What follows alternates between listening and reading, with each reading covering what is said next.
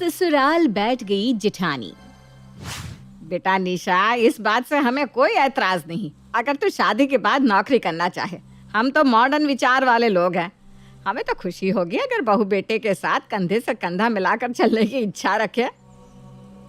माँ जी, वैसे तो मैंने इकोनॉमिक्स में एमए किया हुआ है और मेरी आगे पीएचडी करने की भी इच्छा है, लेकिन ऐसा कोई ज़रूरी तो नहीं हर लड़की पढ़ाई करके नौकरी ही करे। शिक्षित लड़की भी घर संभाल सकती है। मुझे नौकरी करना शुरू से ही खास पसंद नहीं है।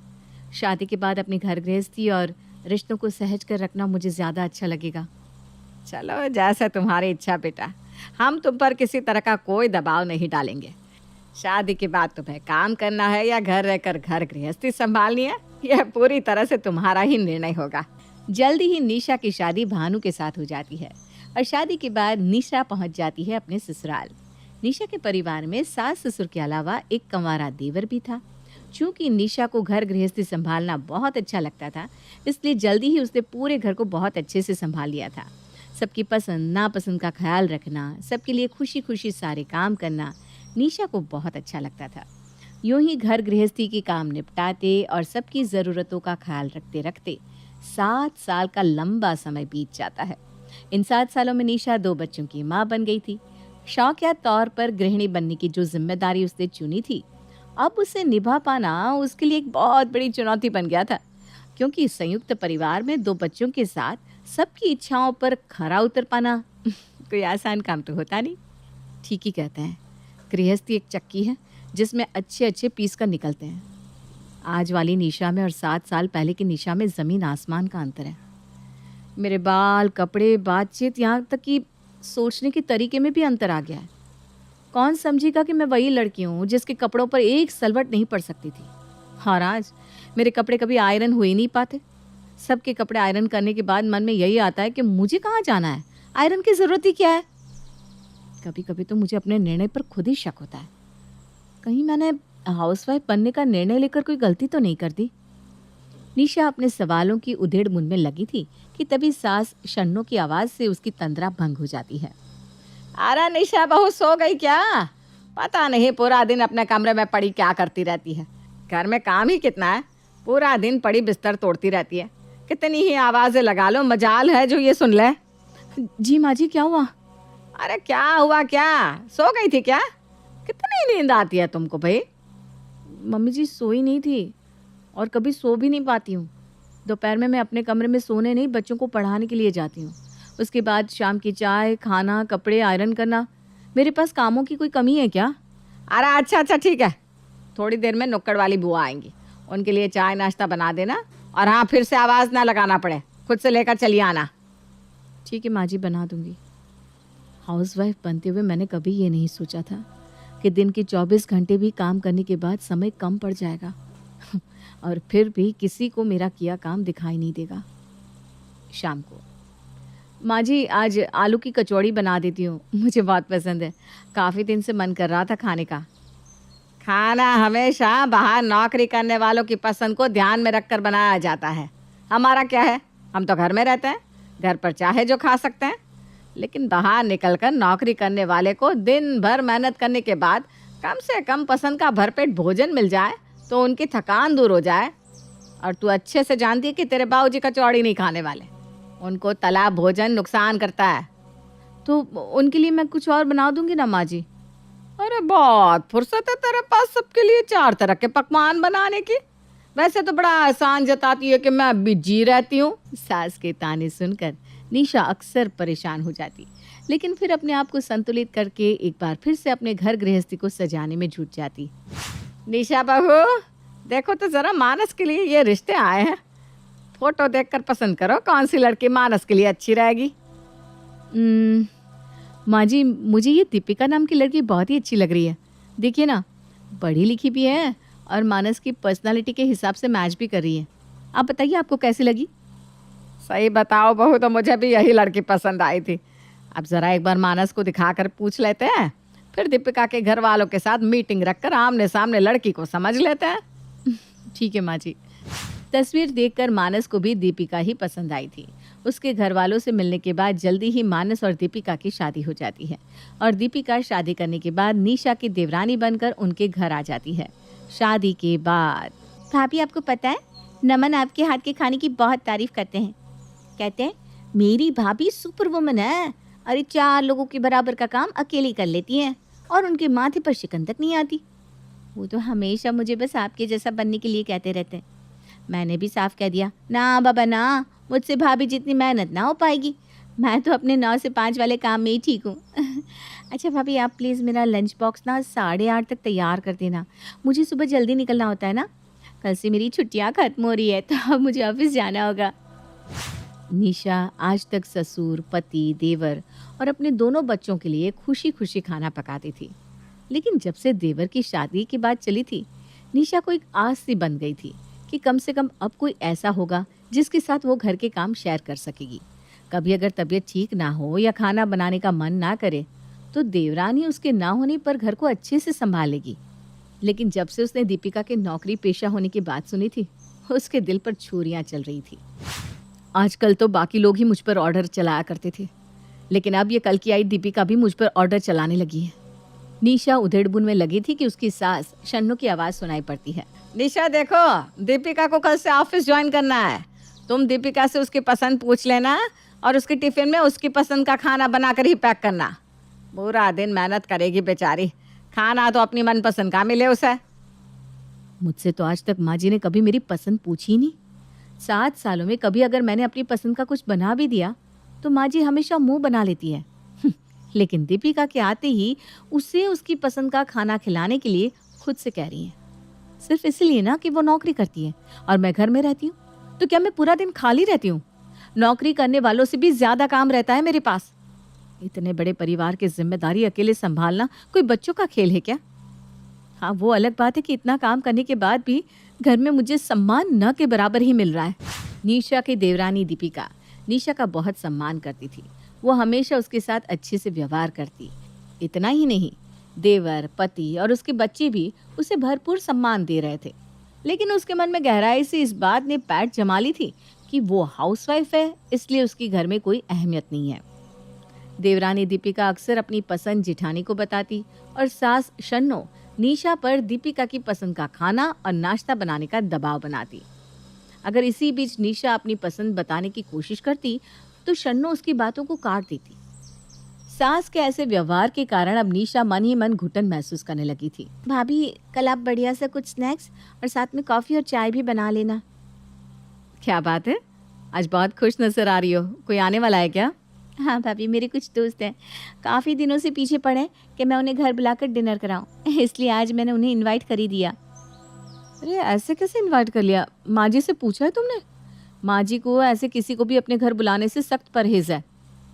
कैसी बात कर रही हो भाभी आप?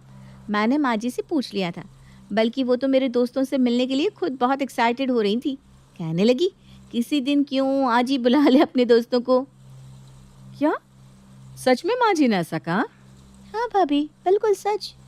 माँ जी ना सच में बहुत अच्छी हैं। उनकी जैसी सास हो तो बहू के लिए ससुराल ससुराल रहे ही ना। मैं तो बहुत लकी हूँ जो आप और माँ जी मुझे मिले। हाँ, माँ जी को तो सास बस मेरी बनना है। तुम्हारे लिए तो वो कुछ भी करने को तैयार है। पैसों के आगे सारी दुनिया घुटना टेकने को तैयार हो जाती है। दीपिका 4 पैसे क्या कमाने लगी, माँ जी के तो रंग ही बदल गए। निशा अपने मन की बात किसी से कह नहीं पा रही थी, लेकिन उसके मन में भयंकर उथल पुथल मची हुई थी। जब से दीपिका शादी करके इस घर में आई थी, वो हर पल खुद को दीपिका से छोटा महसूस करती थी। निशा देखो, मैं तुम्हारे लिए तुम्हारी पसंद के छोले भटूरे लेकर आया हूँ, चुपचाप खा लो। मुझे नहीं चाहिए आपका ये एहसान। आज के बाद मेरे लिए कुछ भी लेकर आने की जरूरत नहीं है। अरे लेकिन हुआ क्या? 7 साल हो गए मेरी शादी को। आखिर कब तक ऐसे बंद कमरे में लाकर मुझे मेरी पसंद की चीजें खिलाते रहोगे? क्या मुझे कभी वो सम्मान नहीं मिलेगा कि इस घर में खाना पकाने से पहले मेरी भी पसंद पूछी जाए? क्या मैं जीवन भर ऐसे ही कमरे में छिप कर खाती रहूंगी? आपका अपनी पत्नी के प्रति कोई फर्ज नहीं है क्या? मुझे तो ऐसे बंद कमरे में लाकर खिला सकते हो, लेकिन एक बार जाकर अपनी माँ से नहीं कह सकते कि माँ आज खाना निशा की पसंद का बनेगा।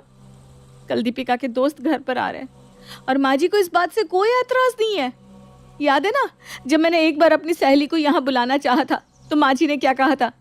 उन्होंने कहा अपनी यारी दोस्ती मायके जाकर निभाना, मुझे ये सब पसंद नहीं है।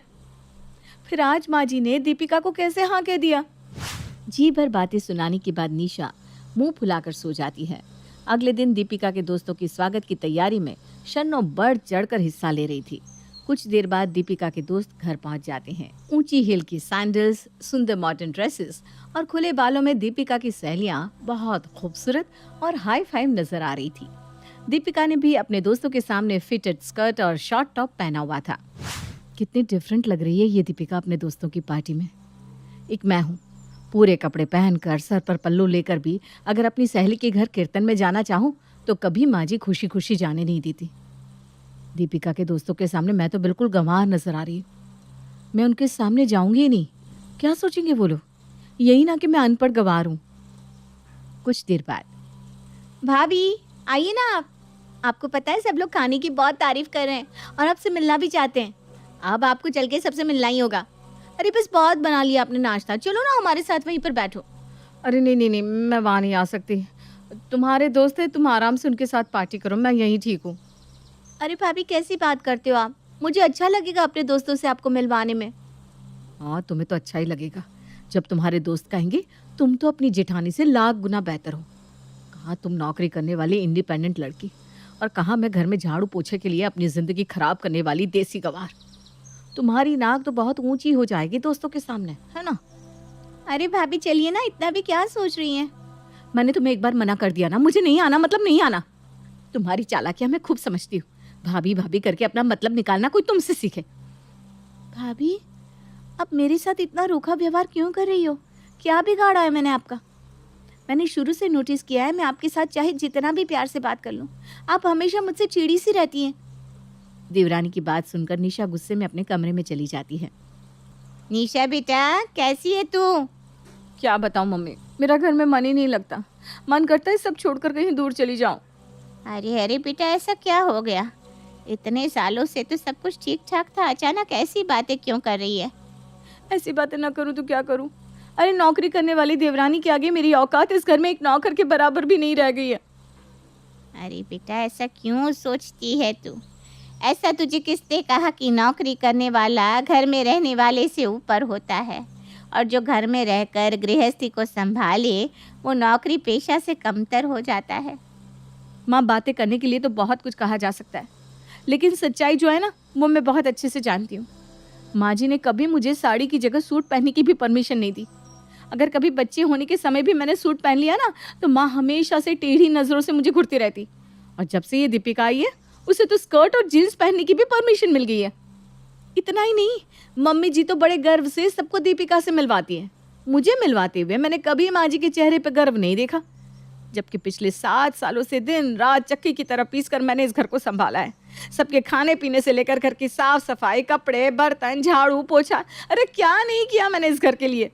अपनी डिग्री तक को भुला दिया, लेकिन बदले में मुझे क्या मिला? कुछ नहीं।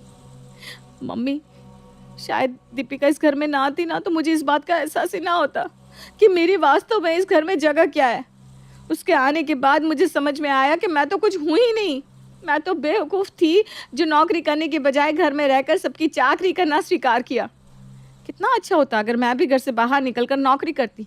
सुबह सुबह अच्छे अच्छे कपड़े पहनकर ऑफिस के लिए निकल जाती और शाम को आकर मेहमानों की तरह डाइनिंग टेबल पर खाने के लिए बैठ जाती। जिंदगी तो दीपिका जी रही है मम्मी, मेरी जिंदगी भी कोई जिंदगी है? सुबह से लेकर रात होने तक घर के कामों में पिसते रहो और बदले में किसी की आंखों में ना तो प्यार दिखाई देता है और ना ही सम्मान। बेटा इस तरह से अगर सोचेगी ना तो कभी खुश नहीं रह पाएगी। देख बेटा, नौकरी करने वाली औरतों की और घर में रहने वाली औरतों की ज़िंदगी में ज़मीन आसमान का अंतर होता ज़रूर है, लेकिन तुम्हारा ये सोचना कि ऑफिस जाने का मतलब काम से छुट्टी पाना है, तो मैं बता दूं तुम्हारी सोच बहुत गलत है। बेटा ऑफिस जाने वाले भी 8-10 घंटे ऑफिस में काम करके ही घर लौटते हैं, और घर में रहने वाली औरतें भी पूरा दिन घर में काम ही किया करती हैं। तुम्हारे घर में तो तुम हो, इसलिए घर के काम तुम निपटा देती हो, लेकिन ज़्यादातर घरों में ऑफिस से लौटने के बाद भी औरतें घर के कामों में जुट जाती है। अगर उसके पास अपने दोस्तों से मिलने और अपनी पसंद के कपड़े पहनने की आज़ादी है, तो तुम्हारे पास भी तो अपने बच्चों और परिवार के साथ मनचाहा समय बिताने की आज़ादी है। बोलो है कि नहीं है? तुम खुद सोच कर बताओ। दीपिका और मानस के बीच में कितनी परेशानियां चल रही है, और वो सब परेशानियां इसलिए क्योंकि नई नई शादी में नौकरी के कारण वो दोनों ही एक दूसरे को समय नहीं दे पा रहे। एक दूसरे की बातों को समझने के लिए उनके पास समय ही कहाँ है, जबकि तूने कितनी अच्छी तरह सबको संभाल लिया था। अगर दीपिका को काम के बदले पैसा मिल रहा है तो तुझे अपने बच्चों को अपने हाथ से खाना खिलाने की संतुष्टि मिल रही है कि नहीं? वर्किंग माएँ अपने बच्चों के लिए समय कहाँ निकाल पाती है। अपने बच्चों को अपने हाथों से पालने, उनको खाना खिलाने और अपने घर को सजाने का जो सौभाग्य तेरे पास है वो दीपिका के पास नहीं है। अभी तूने ही कहा ना बेटा कि वो शाम को मेहमान की तरह टेबल पर आकर बैठ जाती है, तो तू तो मालकिन की तरह उसे खाना परोसती है। जो ऐसा क्यों नहीं सोचती? बेटा, अपने काम के लिए सम्मान और संतुष्टि सबसे पहले हमारे मन में होनी चाहिए। दूसरों से सम्मान की उम्मीद हम तभी कर सकते हैं जब हम खुद अपने काम का सम्मान करें। घर संभालना अगर तेरे लिए छोटा काम है तो तू किसी और से सम्मान की उम्मीद कर भी कैसे सकती है? आप बिल्कुल ठीक कह रही मम्मी। पता नहीं क्या हो गया था मुझे। मैंने तो खुद नौकरी की जगह घर को हमेशा प्राथमिकता दी, लेकिन दीपिका को देखकर मुझे न जाने क्यों उससे जलन होने लगी थी, जबकि वो तो सचमुच बहुत अच्छी लड़की है। हमेशा बड़ी बहन की तरह मुझे प्यार देती है और मेरा बहुत सम्मान भी करती है। मैं वादा करती हूँ आज के बाद ऐसी बात अपने मन में कभी नहीं आने दूंगी। दीपिका बाहर काम करेगी और मैं घर संभालूंगी। हम दोनों का काम हमारे रिश्ते को आज के बाद कभी प्रभावित नहीं करेगा।